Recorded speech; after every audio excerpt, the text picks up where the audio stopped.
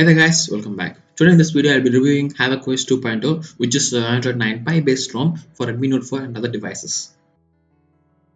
Starting off, the basic gestures from Android 9 are here, like as you see in Google Pixel 3 or other devices which got Android 9, along with the multitasking tray as in the stock Android.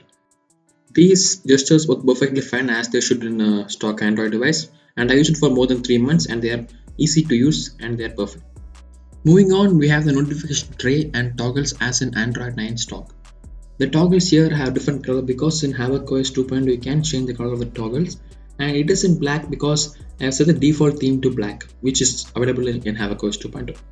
The phone itself kind of feels smooth and fluid thanks to Android 9 stock, and all the apps are available in the dock which are accessible using the new Android 9 gestures.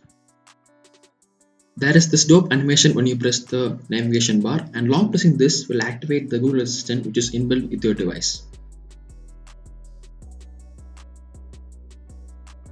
The settings menu is similar to what you get with the Pixel 3 or 3 XL, that is stock Android 9 Pie. And in the About phone, if you check the Android version, it is Android 9, that is Android Pie. And the security patch is updated till 5th September 2018. Under Havoc settings, in the settings menu, you have all the options to play with, including from status bar, navigation bar, and also all the customization that this HavaQuest 2.0 brings for the user. It starts with the quick settings where you can change its layout and some other options along with it. Then if you go back, there you have the status bar, and you can also change all the information and pages related to status bar. Then you should also enable the network meter to find the speed of your internet.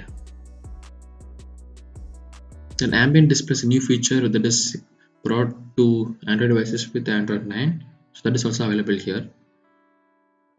And there are some extra features like smart pixels, but I won't be using that in this phone because my phone device doesn't have a AMOLED display. It runs on an LCD display. And then we have the buttons. I've disabled the hardware buttons. We have the option to do it here, and I'm using the on-screen gestures using the navigation bar. As you see, it's enabled.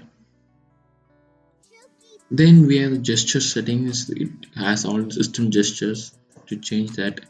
And moving on, this the settings for lock screen. You can change from the media art to display something that you want.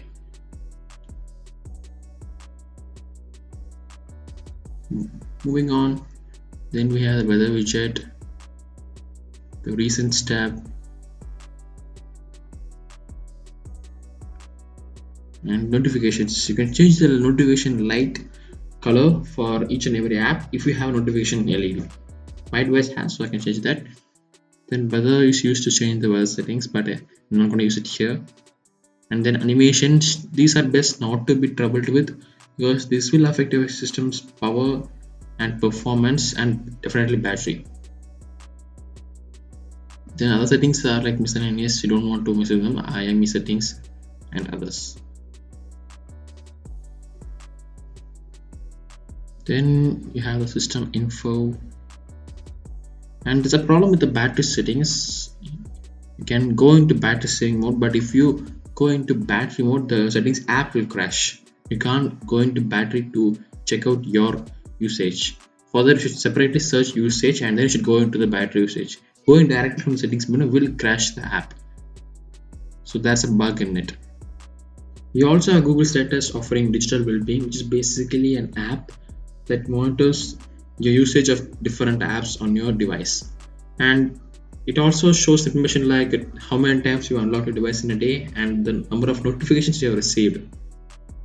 And this has another feature called as app timer, which is basically a restriction based on the time you set for an app. So after a particular time, you will not be able to open the app unless you revert the settings. So it's a really great move if you have small children in your home. But sometimes I kind of felt it was irritating because I love the timer, then if I use more than some time, it locks itself. So these were the features of the HavaQuest 2.0, but there are some drawbacks. There are some unstable things in this ROM, so I'll point them out. Initially, when I installed this ROM, I was not able to use my mobile network and Wi-Fi because they were just disabled. I had to flash it again with formatting everything I had installed already. Moving on, the biggest problem for me was that shared couldn't work. I couldn't share files with my friends because shared requires Bluetooth and Wi-Fi running simultaneously, and my device couldn't do it. I felt like an iOS user amidst of many Android users. It's because that my device, when I switch on Bluetooth, the Wi-Fi will turn off automatically, and the vice versa. I couldn't find a fix for this, and I also asked many forums and friends, and they don't know anything about this. So this will be the main reason why I'll be switching back to my Android Oreo based Resurrection Remix. I don't know if this problem is just for my Redmi Note 4 or for all builds of HavoCOS 2.0. Until then, stay subscribed to the channel, hit the thumbs up button if you like the video, and I'll meet you in my next one. Peace.